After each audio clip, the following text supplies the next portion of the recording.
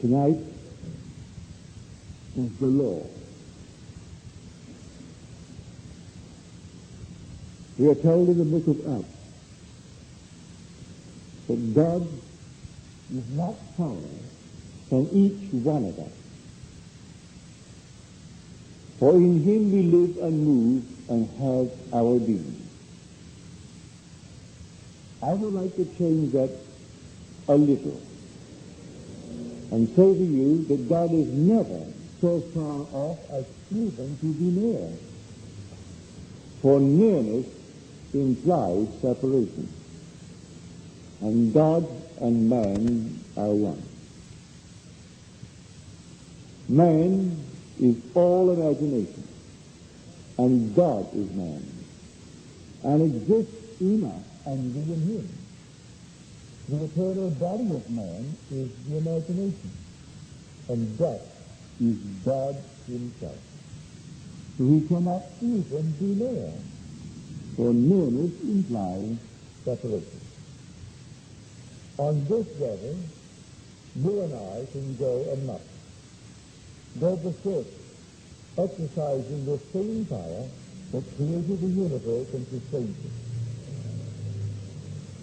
Your own wonderful human imagination is God.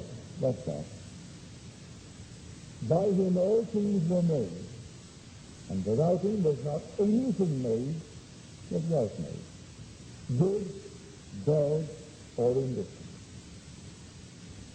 Now tonight, let us share with you experiences to show you that it's all your own wonderful human imagination. You might have read last Saturday's Los Angeles Times on the front page in bold type the story of a train. A story was told and shown on TV and very popular by Rod Shirley. And here, a man is influenced to take that story and put it to his own personal gain. And so he threatened Qantas, the Australian airline, at 107 passengers aboard, that he would blow the plane up at a certain altitude if he did not pay $560,000, which they did. They paid him this extortionate $560,000 based upon a so-called imaginary plot by Rod Shirley. When he realized what he had done, so he claimed in the story, he asked his producers to withdraw the film from TV and not show it anymore. They refused because of profit. It was written for profit, shown for profit, and they continued regardless of Qantas or any other airport or the unnumbered people that may suffer as a result of it. I did not see in his regret that he is going to give his income from his residuals to Qantas to repay the $560,000. No, he didn't say he was going to pay that he would now make to the Australian airport. He's going to keep it and write another bunch of nonsense because he doesn't know what you know, that imagining creates reality. For God imagining creates, and God is man. So man imagining creates. There is no separation between God and man. We are one. God became as we are, that we may be as he is, allowing himself on this level to make all the mistakes in the world and to go berserk and to imagine any stupid thing in the world. Now, let me share with you a few stories. These stories by William Butler Yeats. You can find them in his volume called Good and Evil. It first came out at the turn of the century. It's part of his collective work. But the individual volume has been reprinted, I think, 3 or 4 times. And this is the chapter which he named Magic. He said, I was spending a vacation in Paris, and I got up early, and I thought I would go out and get the morning paper before my host rose. And then I came through, and I saw the little maid laying the table for breakfast. And I told myself one of those long, stupid stories that one tells only to oneself. If something had happened which had not happened, I would have hurt my arm. And so I imagined myself with my arm in a sling. And as I passed by, I had so completely imagined myself with my arm in a sling that I cast my imaginal act upon that sensitive child, the little girl who was simply preparing the breakfast table. When I returned with my paper, my host met me at the door, and she was all in a blither, inquiring about my arm, for she said that the little girl, the maid, had told her that Mr. Yates came down with his arm in a sling. Then I remembered what I had done. I simply imagined that had I done what I had not done, I would have hurt my arm, and my arm would now be in a sling. So I cast my imaginal act so intensely upon that maid, she saw it as an actual fact. Now, he said, just about the same time, I thought intently of a fellow student and a message I wanted to give him, but I did not wish it committed to paper. I wanted to tell it to him, but he was not present. 2 days later, I got a letter from this fellow student who was several hundred miles away. And just about the time that I had intently thought of him and the message, I appeared seemingly in bodily form, as though in the flesh, in a large hotel where he was, amidst a large crowd of people. And he told me that he would like me to return after the crowd was gone. And then I vanished and returned that night at midnight and told him the message, which he told me in his letter. Now, he said, I have no conscious knowledge of the projection. I only know that I intently thought of my fellow students and the message I wanted to convey. And there I appeared in the midst of a huge crowd in a hotel several hundred miles away. And he could tell me to return later after the crowd dispersed, which I did at midnight and told him the message. Now, he said, I could tell you a number of stories of the power of imagination. Then he tells the one of Joseph Glanthorne, which is a very popular story, supposedly very, very true. Now, this student at Oxford University, finding himself, well, without funds, could not continue his studies. And so, in the day that he left college, because he could not afford to continue, he found no job, and he joined himself to a bunch of gypsies, traveling gypsies. And one day, 2 students who knew him at college came upon him among the gypsies, and he made a sign not to be identified. And then came up afterwards, and he told them, I'll meet you in the inn, and then I will explain to you why you find me among this crowd. Well, they were curious, so they went to the inn, and when he came into the inn, he told them they are not quite the vagabonds that people think that they are. They have a secret that is not known at Oxford. None of our professors know it. I never heard about it, said he. So no one knows it.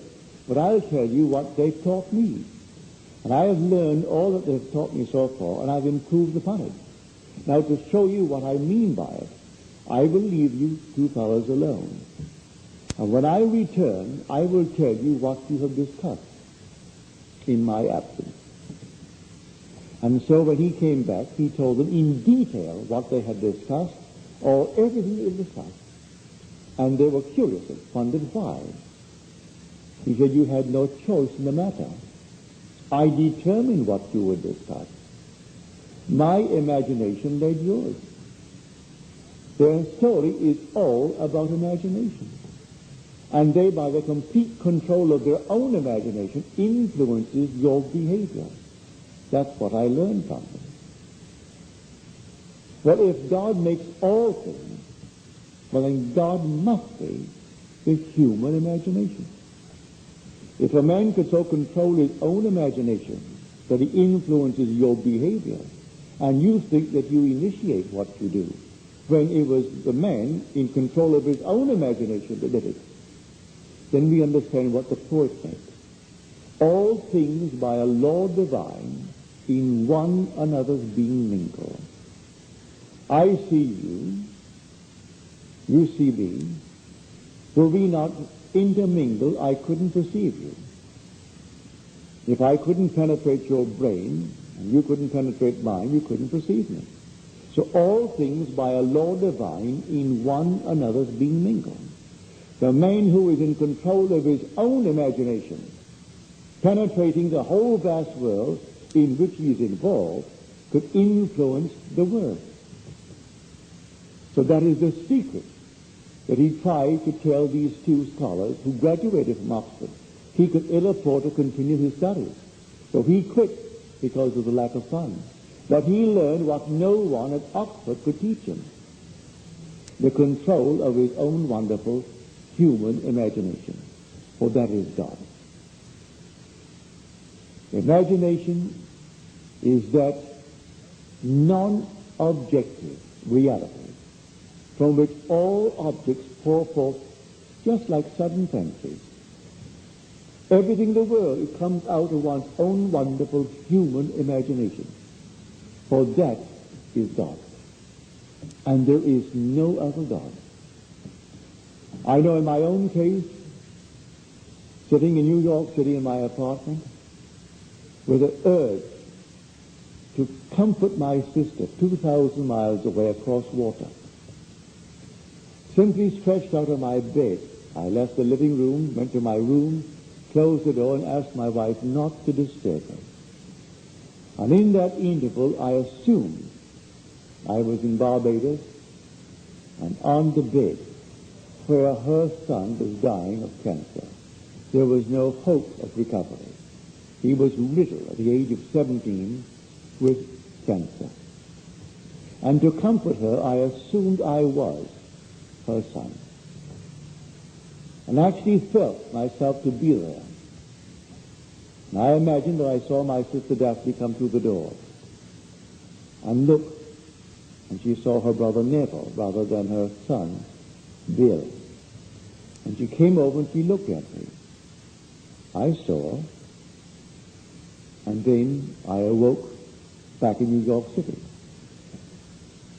8 days later, this is before we had such a thing as airmail.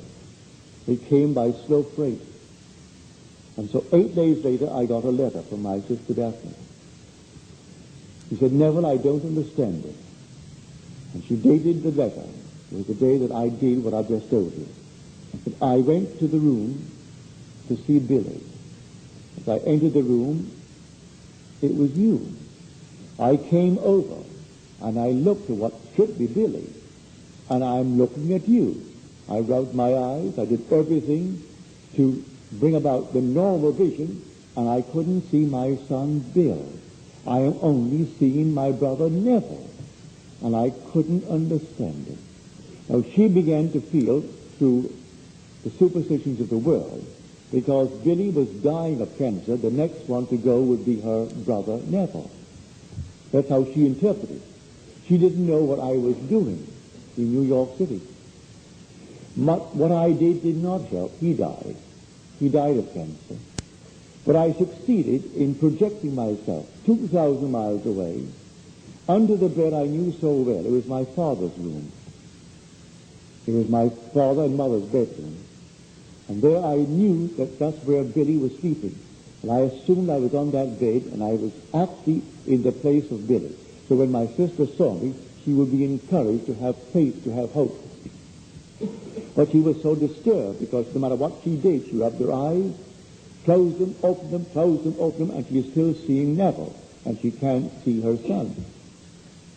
Now, when you hear these stories from those who are not lying to you, you may not understand it, and reason will deny it. Well, if you have an experience, even though reason denies it, you can't deny the experience. My sister cannot deny what she actually experienced, and I could not deny what I did, because when I came out that night into the living room, a friend called at the cocktail hour, and she said, "Neville, you always seem so light and gay, and tonight you seem so heavy of spirit." I told her what I'd just done. Well, 8 days later, when the letter came, I gave it to that same woman who was home again around the cocktail hour and showed her what my sister had written. So here my wife and my friend were witnesses to what I told them 8 days in advance I had done. Then came the letter from my sister asking for some explanation of it. So I tell you, I know from experience that imagining creates reality. On this level, we're only learning. We're all students. We are simply in kindergarten, and we go berserk as Rod Serling did. So he made a fortune writing this story, and it's still being shown all over on TV. And he will still get his residuals, and he'll take his residuals and pile it into some maybe IVM stock or some other kind of stock. He hasn't given it away. He'll write more nonsense, for it's all nonsense. But he doesn't realize what he's piling up for himself. Be not deceived. God is not mocked. As a man sows, so shall he reap. You see yonder field? The sesamum was sesamum, and the corn was corn. The silence and the darkness knew, and so is a man's fate born. So let no one think he's getting away with anything. So you misuse your talent, and you reap seeming rewards today in dollars and cents. Tomorrow you will reap it in another kind of payment. Another kind of payment tomorrow. And dollars and cents cannot buy it. Dollars and cents cannot free you from it either. You'll go through the experience of having misused the talent that you receive. And the talent is the gift of God himself. God actually became man, that man may become God. So this is the law by which we live. Learn to use your imagination lovingly on behalf of everyone in this world, because you're going to reap the fruit of it. Whether you use it lovingly or unlovingly, you're going to reap the fruit of it. So I say to you tonight, God is not apart from man. He is never, not in eternity, so far off as even to be near, because nearness implies separation. That statement from the 17th chapter of Acts would imply separation. He is not even separated. He can't even be near you, because he is your own I. When you say I, that is God. When you say I am, that's God. His name forever and forever. And there is no other God. The minute you say thou, that's a false God. If you address him as you, that's a false God. The only God is I am. That is my name forever. And by this name I must be known throughout all generations. So do not misuse it. Now you can set yourself a goal. Any goal. And if you really know exactly what things would be like if you had realized it, and then enter into that state, may I tell you, it will become to you objective. At the moment it seems only a shadow, just a shadow, because you have not entered into the sketch. When you enter into the sketch takes on a cubic reality and becomes objective to you, not to another, but to you. Now leave it alone. In time, in its good time, it will flower and become what the world calls an objective reality. It was real the very moment you entered it, because you are the reality. All things exist in the human imagination, but all things, you name it, it exists in you. But it exists in you only as a shadow. It's shadowy. But if you enter into the so-called shadow and clothe yourself with it, it ceases to be a sketch and it becomes a cubic reality, just like this room. At this moment, your home you know so well is only a shadow. And this room that you do not know very well, it seems so real because you are in it. Now, everything in this world, so-called natural effects, every natural effect has an imaginal cause and not a natural. A natural cause only seems. It is a delusion of the fading memory. Our memories, yes, it's good, it's adequate for sameness, but it's not perfect. I'll show you. When you go home tonight, take an ordinary, a magazine, take the cover, a landscape, or a postcard, and look at it and know exactly what you're doing. You're looking at the postcard. Try to memorize it. Spend as much time as you want on it. Spend an hour if you want. Try to memorize that card. And you think you know it, all right, you know it. Now turn it over and try to reconstruct it from your memory of it. And be honest with yourself and see how far you are from what you were observing. Yet when you turn it over, your memory picture of it is good enough for sameness. You know it's the same card because it is good enough, but it's not good enough for the actor picture. So our memory is all right. It's good enough for the call to sameness.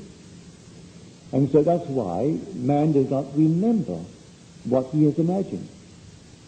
He forgets what he's imagined, he sets it in motion. And when it confronts him as his harvest, he denies he had anything to do with it. He can't remember what he did. Now, every imaginative man in this world is forever casting, I would say, glamours and influencing the entire world of the passive, unimaginative. They're forever falling under the influence of those who are vivid in their imagination. They are reaping it, and you'll understand the cry on the cross, Father, forgive them, for they know not what they do. For some vivid imagination has compelled them to act as they act. So forgive them, the actors. Any condemnation, go to the author, not the actor. Man condemns the actor in the drama. When really, if there's any condemnation, it is really the author, not the actor. And the author of the play is God. For God is your own wonderful human imagination. This one that extorted $560,000 from Qantas, he didn't conceive it, he saw it on TV. And it gave him an idea. And he thought, maybe I can get away with it. Well, who was the author of it? Rod Sterling. Here was Sterling, he was the one who conceived it. And here was an actor who thought, here's an idea to get $500,000. And he got it. Because there were 107 souls aboard that plane. And they couldn't run the risk that it may not be true. that if at a certain altitude it would go off, then they had to pay that extortionist these $560,000 and save the lives of the 107 souls aboard that plane. So he got the money, and he was the actor. If you catch him, undoubtedly they'll send him up for life. But who is the actual culprit? Sir, he wrote it, and so he's making all kinds of money out of that he wrote. And he continues to make it. He wrote a series that came, well, it went for 2 or 3 years at prime time. It's now still selling at other times, called Twilight Zone. All of his marvelous imagination. It doesn't hurt anyone what he did in that one. But he has made a fortune using the talent. But in this, he misused his talent. And his regret does not alter the fact. But in the end, no one gets away with any misuse of his talent. He pays it in a way that money will never be able to compensate. That's the story.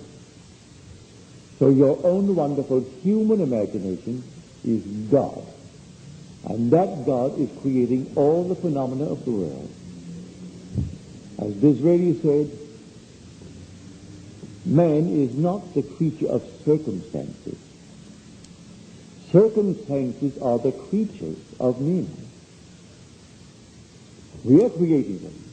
We are not the victims of circumstances. We are creating circumstances.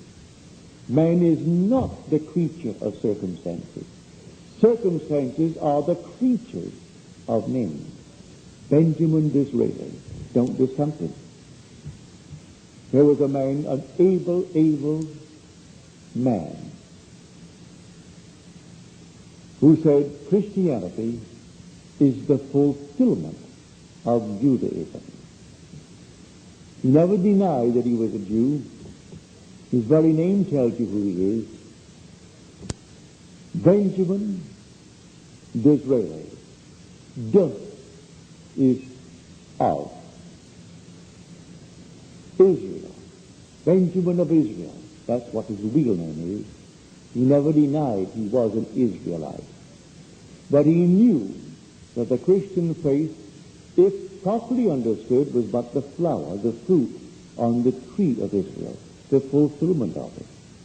When God actually became man and flowered in man, and the whole vast wonderful imagination that is God awakened in a man. And he knew that he was God. And he tried to tell his world, and they denied it. That was not what they were looking for. And buried in every man is God. And in each man, he has to awaken. And when he awakens, he is God. But before he awakens, oh, does he go amok. Does he make mistakes, these horrible mistakes of the world? But the day will come, he will completely awaken within man. But when he does, he'll be governed by love, and nothing but love. Until he's completely governed by love, what horrors we create in this world. So the whole vast objective world is created by the imaginal act of men. Everything now proven in the world was once only imagined. I don't care what it is. The simplest of the thing, the chair, the dress you wear, the hat, the house, everything was only imagined and then executed. It began all in the imagination of man. So everything that is in this world is nothing more than the imaginal act of men pushed out, good, bad, or indifferent. So tonight, you take me seriously and know that you and you alone are responsible for the phenomena in your world.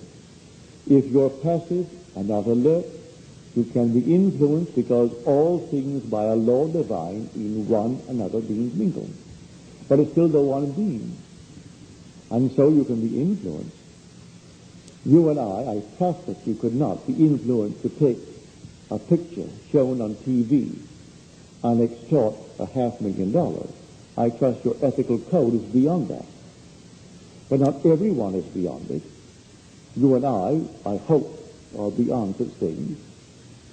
But there are a number of people who are not, and they will simply be influenced by the powerful imagination of a writer, a very successful writer, who, if tonight he was invited by some university to speak on the art of writing, could demand maybe $2,000, $3,000 for his appearance.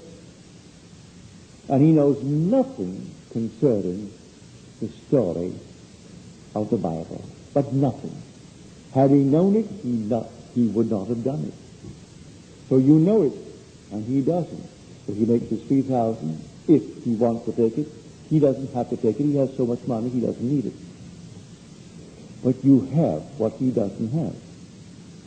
You have awakened to the point of knowing how to use your imagination lovingly on behalf of others. So this is the law of Scripture. When we speak of the law and the promise, this is the law. That your imaginal acts are creating facts in this world. Imagining creates reality. So watch carefully what you are imagining when you return tonight. And when you're about to go to sleep, see that your mind is filled with lovely things, imaginal things, and drop off into that state. Do not let the sun go down upon your anger. Actually resolve it within yourself and sleep as though things were as you would like them to be, and make them lovely, make them altogether marvelous in your world. I tell it for your own good, because in the not distant future, not only the little crowd here, but the whole vast world will have departed. Those who are now claiming themselves to be another generation and demanding special service, there will, in the not-distant future, be old people who will vanish from this world. It's time that we all woke up and catch on to what really is causing the phenomenon of the world. And the phenomenon of the world is caused by the imaginal acts of men. So you take it seriously, and do not let one day come to its end without revising and changing the imaginal acts of the day, and make it conform to your dream, to your ideal, and live in it just as though it were true.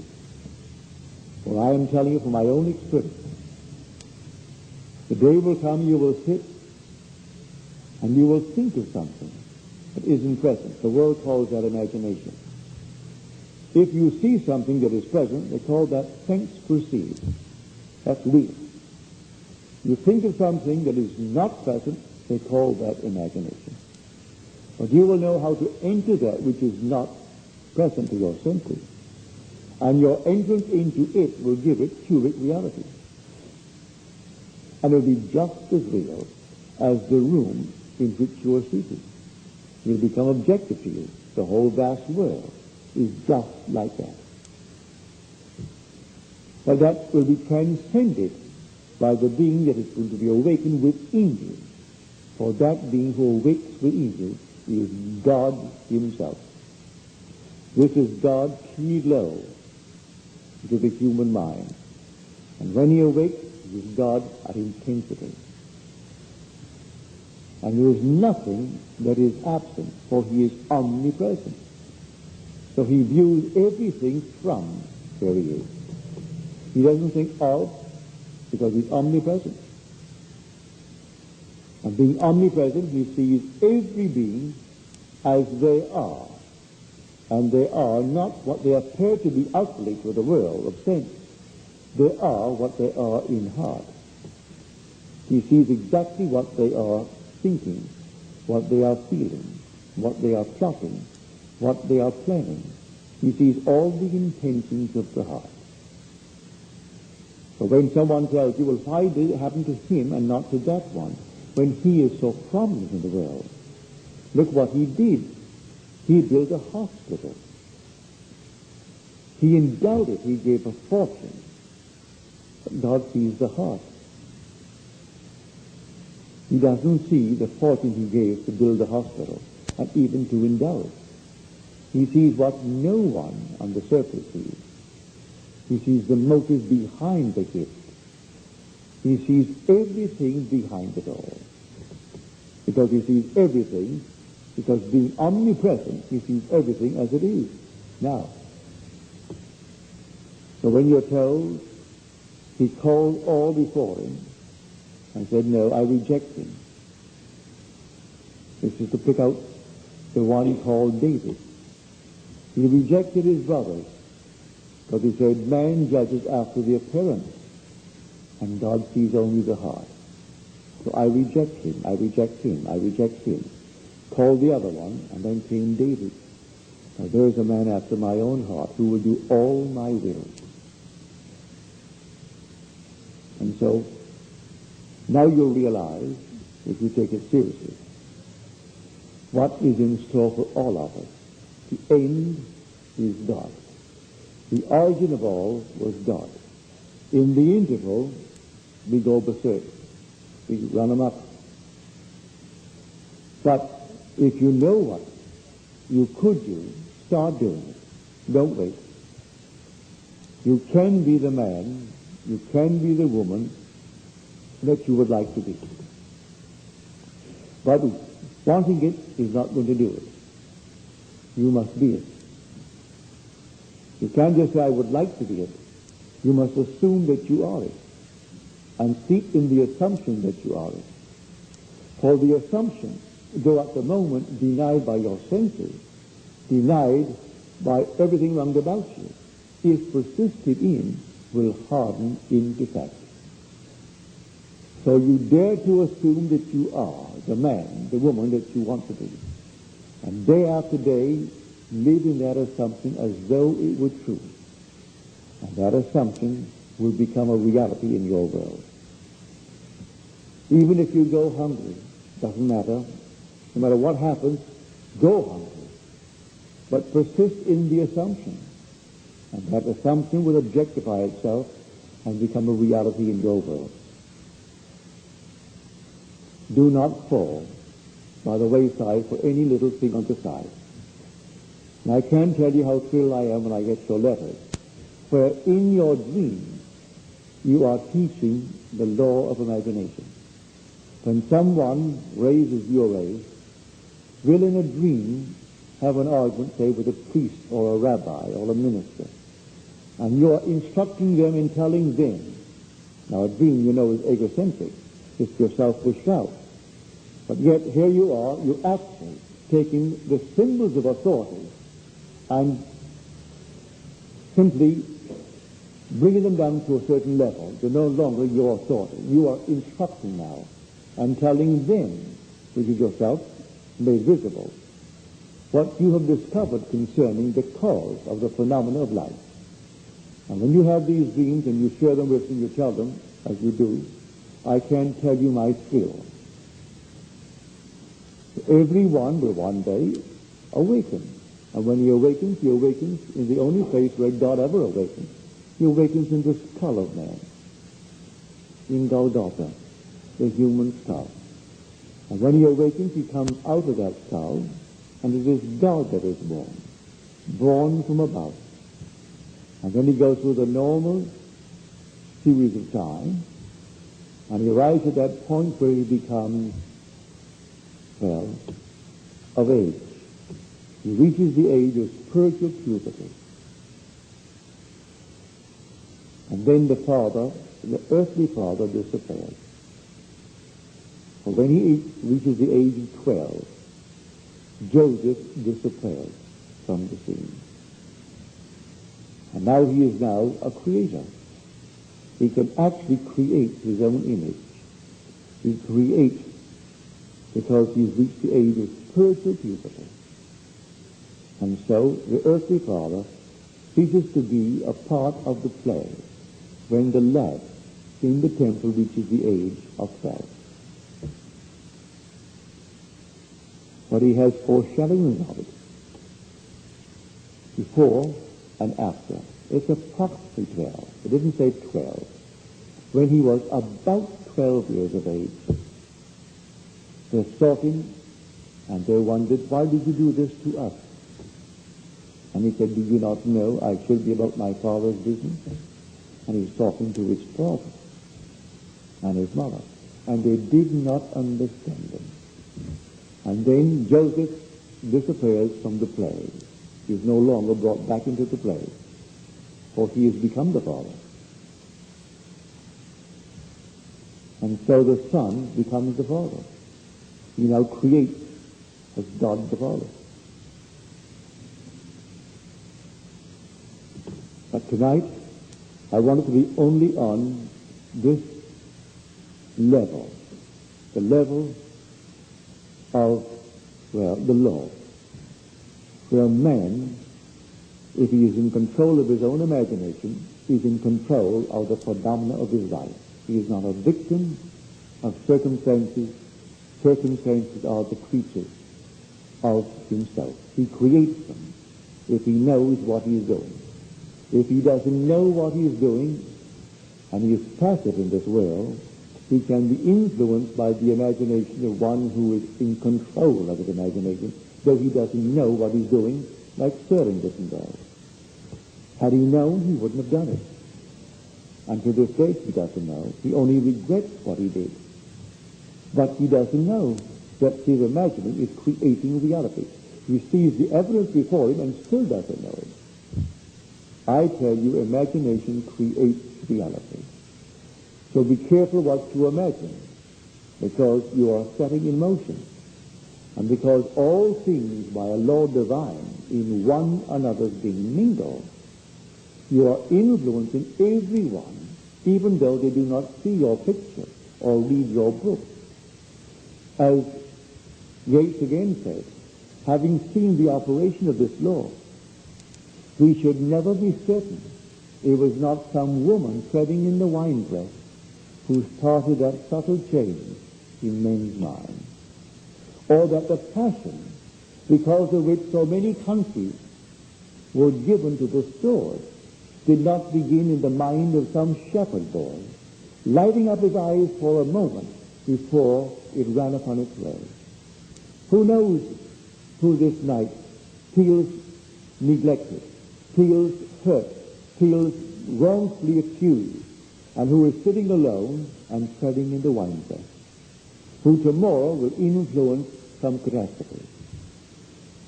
Some shepherd boy dreaming of some heroic future and thinking only in terms of war that could bring him the crown of a hero. And he, while tending his sheep, he is simply dreaming of being a hero and using his talent, which is God, using his imagination in some destructive manner, even though he tends the sheep. So I say to everyone, know what you are doing every moment of time, because your imagining is creating reality. Now let us go into the silence.